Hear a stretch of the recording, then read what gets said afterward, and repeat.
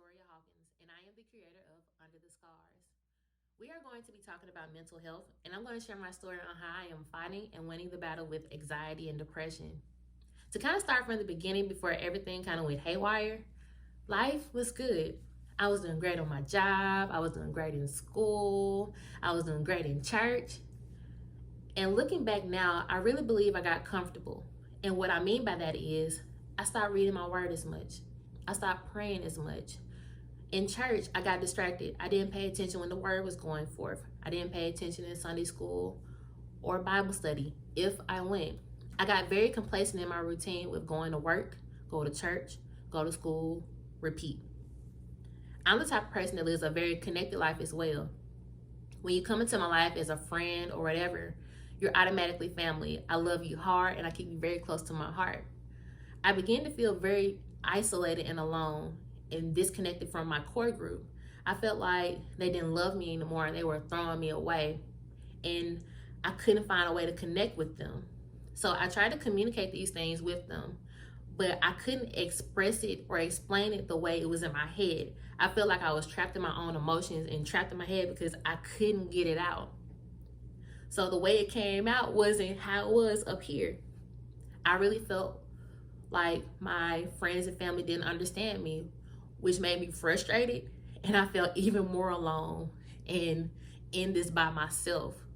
I began to get even more depressed and frustrated, and with that, I began to deal with jealousy, develop a whole bunch of insecurities, and started dealing with comparison. I had these crazy comparisons with some of my friends, like, why do they love them more than me? They just throw me away. They'll never do anything like that for me. Just a lot of crazy stuff. So I started to pray. I was just like, God, if you can just let them know what's going on in my head, because I can't communicate it. Like, I can't get this out where they can understand, but I know you can probably let them understand. And everything will just go back to normal. Everything will be okay if you just do that. It got worse. The people that I really loved and that I cared about, they hurt me. And I hurt them. I was just so angry at them for what they did to me and the things I felt like they did to me. And I was so angry at God because I felt like He didn't fix it. I felt like He broke it even more than what it already was. I'm talking to God, I'm telling Him, God, this is not what I asked for. I asked you to fix it. This is broken. Like, what am I supposed to do? You don't care, and they obviously don't care about me, so I'm not gonna care. I'm just gonna do me. And that's what I did. I got deeper into this depression, and I picked up another friend along the way. Anxiety. Going to school with anxiety and depression was not easy. I could tell you how many days I actually went to class than the days that I didn't go.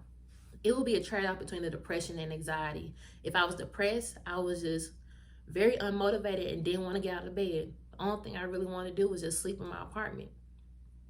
It was anxiety. I would just sit in my bed in a fetal position and just rock and hold my ears because I couldn't get the noise to stop in my head. Like, every negative thought would just replay. Every bad situation from my past would just replay like I was reliving it. And I would just sit there and just rock, just trying to get it to stop and just scream. But I was very good at putting on a front. I'll be in my apartment screaming my brains out. But if I stepped outside and saw you on the street, you would have never known that I was dealing with this. And that's the kind of life I was living, going back and forth with. I even did it at church. It'll be times after praise and worship when my pastor got up to preach, I would go into this room in our church and I had razors hid in the room. And when I had a moment, I would just sit there and just cut myself while he was preaching. And then when I heard him tune up, I would hide my razors, put my blue jean jacket on, and go play like I haven't did anything. It got to the point where I couldn't hide it anymore. I started having anxiety attacks in front of people in church. I started having anxiety attacks in school to the point where I had to be hospitalized for them. The doctor put me on 4 different medications for my mental health.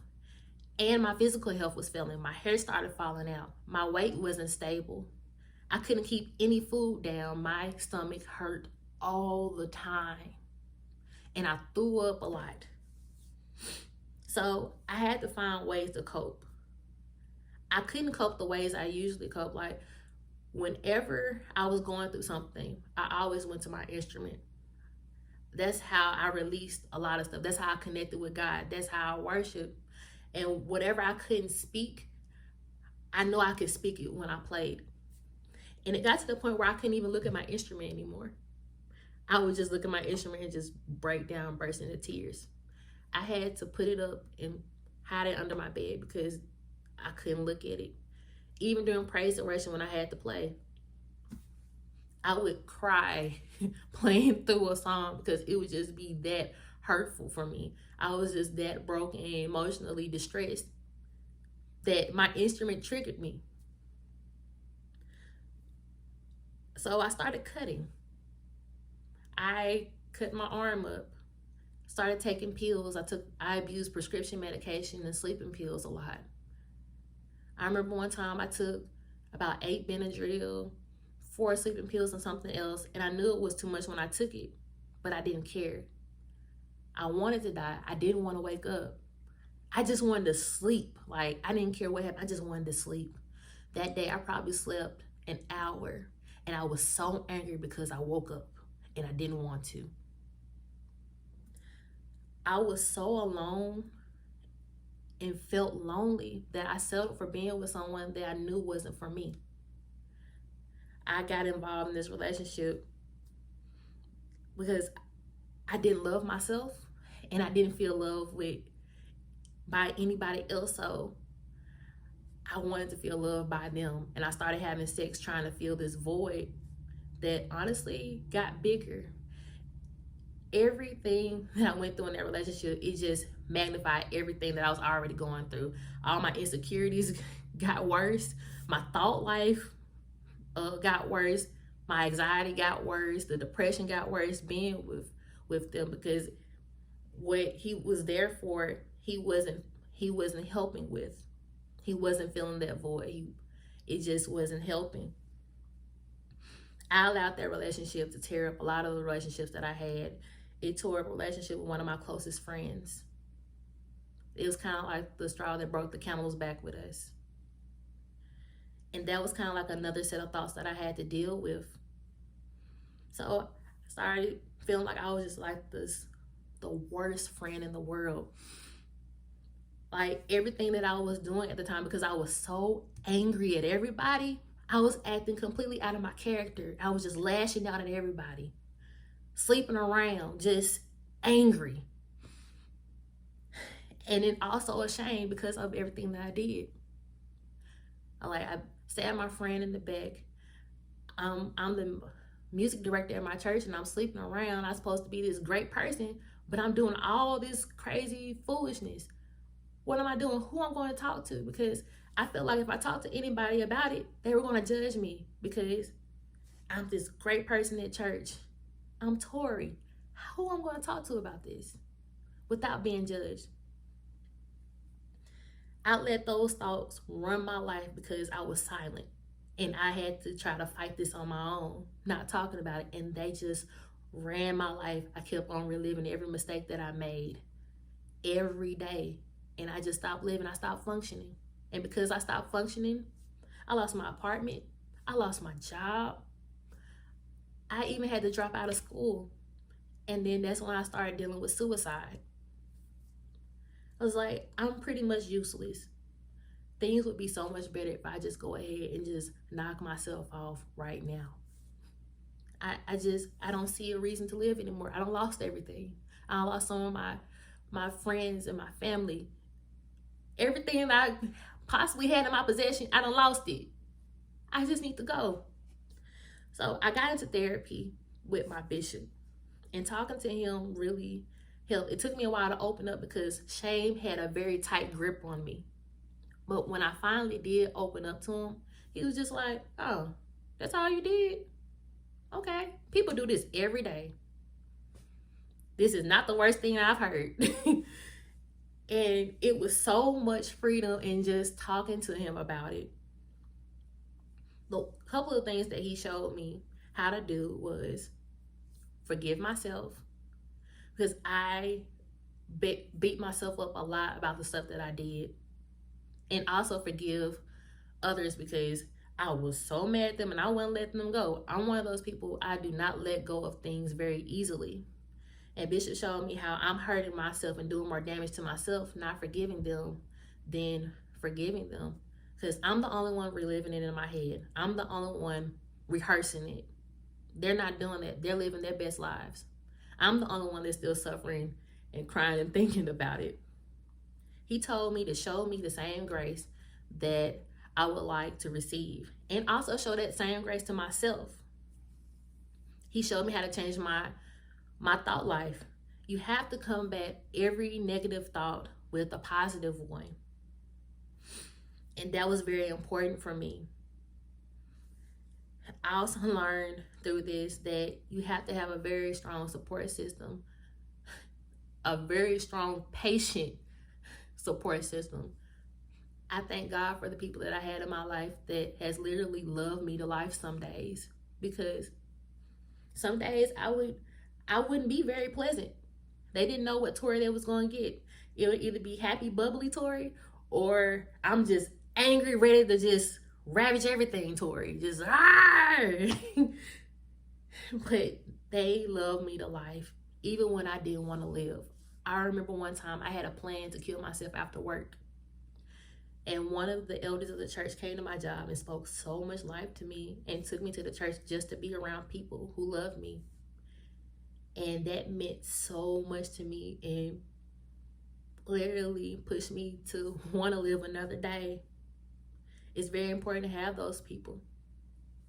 It's very important to find the positives. Like, even if you only can find one positive for that day, that's enough. I also learned sex will do you dirty. If it's not with the right person or the person that you're ordained to be with. Sex is definitely something that's meant for marriage. And I have learned my lesson. You ain't got to worry about me with that anymore. Like, I can wait. Because dealing with them on a spiritual level and a mental, it's not worth it. It is not worth the turmoil at all. Another thing that I learned is that God is always there, even in the midst of your foolishness, because if he wasn't, I wouldn't be here to record this video, especially with some of the craziness that I did trying to kill myself. God has always been there. When I used to vent pray, I used to be so angry and yell at God, tell him, like, I'm so angry and frustrated with you. You left me. You abandoned me. How could you do this? You don't care about me. When in actuality, that's what I was doing to him. And even with me making all the mistakes that I made, God was still there with open arms, just waiting for me. Like, you are never too far gone for you to come back to God. Like, you can never be too far out there where God won't come back, won't welcome you back with open arms. It's never too late to come back. And that's what I learned. So I can say now that I'm down one medication. One of my medications is optional, and the dosages on the other ones are lower. Me and God are in a way better place now. I worshiped for the first time in a long time on my instrument a couple of days ago. And I worshiped last weekend for the first time in a while. So don't ever think that your situation is hopeless, because it's not. I'm telling you this because I didn't think I was ever going to get out of this. At least alive. I didn't think I was ever going to get out of this. But I'm telling you now, you can do it. You can make it. So if no one has told you this, I'm proud of you. Getting out of bed today was a big step for you. And I'm proud of you. You did it. And small accomplishments and small goals and those leaps that you've been making, that's enough. And you gonna make it just like I am. And by the end of this, we're gonna be able to laugh, and we're gonna be free, and we're gonna stay free, because I'm not looking back and I'm not going back. And my prayer is the same for you. So thank you for watching this video.